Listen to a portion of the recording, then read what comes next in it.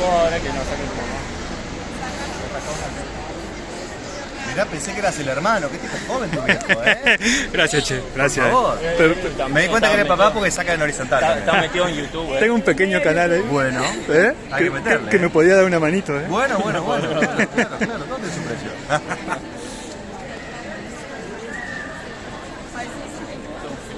Chicos, Bueno, ahora hacemos un video vos con... Sí, saquemos otra. Hace vos. Ahí voy. Y ahora le vamos a tirar esto. Sí, iba derecha, vamos, la intención era... a ver si- Che, pero hay que poner cara y eso para hacer YouTube y todo eso. No, yo pero creo que vos tenemos enseñame. cara, tenemos la cara, hay que tener la cara dura para hacer YouTube. Olvídate, un placer. Che, ¿cuántos años llevas? 7. 7 Pero años. son 7 Ah, años y 20 años. ¿Hace cuánto viniste a vivir acá? ¿Un año? Acá me ¿Un vine año? hace, no me acuerdo, 2 años, casi 2 2 años. Bueno, como cualquier laburo. Metiéndole. Te digo como le des.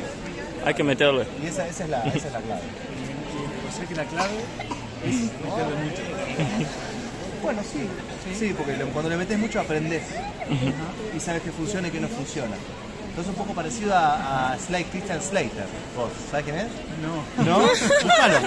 Búscalo después. Christian Slater, código flecha rota. Bueno, ahora está en el ocaso, pero cuando estaba bien, estás parecido. Ah, me estás hablando en código de... No, total. Pero no conozco. Vos dale. Che, Chicos, muy bueno. muchas gracias. Me voy a encontrar con mi familia. Un placer conocer.